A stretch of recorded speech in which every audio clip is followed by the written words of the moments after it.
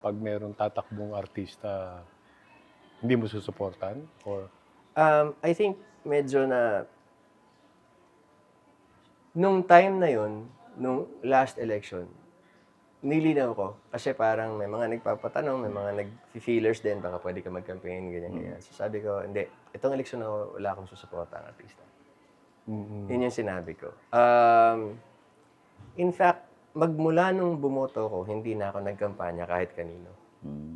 Kasi ang feeling ko lang, parang napaka-personal ng pagboto. Kahit ang mga anak ko sinasabi ko, wag niyong tanong sa akin kung sino iboboto ko. Tingnan niyo yung mga kandidato. Pag-aralan niyo. Sino yung gusto niyo, yun ang iboto niyo. Hindi tayo kailangan magkapareho. Kasi personal yun eh. And in the same sense, parang sinabi ko rin kasi doon sa post na yun na unfair yung laban. Tayo, araw-araw tayo nakikita ng mga tao sa loob ng bahay nila. So may familiarity, may switch na nagsasabing, kilala ko yan. Oo. At kung ano man yung pinoproject natin, di ba? So pag ang kalaban mo, hindi nila kilala dahil di naman nila nakikita sa bahay. Lugi na yung kalaban. Kumbaga sa'yo, unfair. To me, it's unfair.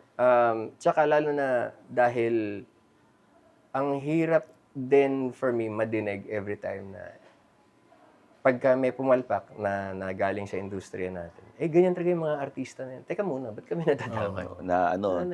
Lahat na, stereotype na.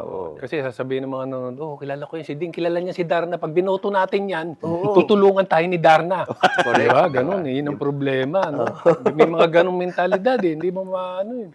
Oo, superhero, galing bumaril yan. Kunin natin yan. Hindi, matatawa kami mga ganun. Mga ganun sa probinsya. Mabait yan eh. Nakita ko, pari yan sa isang palabas. Walang connection. Hindi konektado eh. Mayaman yan siya, nasa 50 pesos. Oo, di ba? Osmeña, di ba? Osmeña. So ngayon ikaw, okay sa'yo yung mga artista ngayon maging very vocal sa nangyayari sa politics ngayon? I think for as long as wala kang personal agenda, dapat kang magsalita about things na pinaniniwalaan mong dapat pag-isipan ng kapwa mo. Hindi naman porque vocal tama ka palagi. Maganda lang na vocal kasi nagpe-presenta ka ng ibang point of view na dapat pinagninilayan din nila. Kasi yung karamihang artistang kinakausap ko, very vocal sila dahil naaasar sila dahil doon sa mga binabayad natin tax. Na alam na natin ngayon kung saan napupunta. So lahat sila. Tapos may iba naman akong tinanong, so ganun ka rin ba? Sabi niya, hindi. Kasi wala akong show, kaya ako sumasali. so parang konti lang yun. Pero mas marami yung nagbabayad ng tax. Ibulong mo nga sa amin kung sino yung mga nag-iingay dahil may totoo naman yung sinasabi. Nakakatawa, pero may totoo. Pero yung unang-una talaga, yung sa tax natin. Ako talagang sumasama rin loob ko. Dahil ako tagal ko naglaro. Totoo.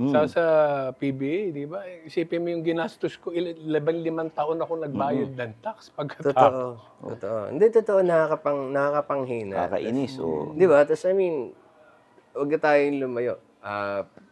Traffic. Yes. Baha, Yung hindi natin maintindihan na exorbitant amount ng expressway. Di ba? Exactly. Minsan, napagkikwentuhan namin anak ko, sabi niya, bakit pa? Ba't ka nabuburyong? Kasi, sabi ko, kasi dati, Nueva Ecija, yung Cabanatuan City, magmula Balintawak, 2 piso lang nung araw eh. Tapos ngayon, daan-daan, di ba? Sabi ko, nagtataka lang ako. Tapos ganun pa rin yung kalye. Minsan, mas pangit pa. Oo. Yung traffic, tapos may flyover. 2 na yung traffic. Dalawa na yung traffic.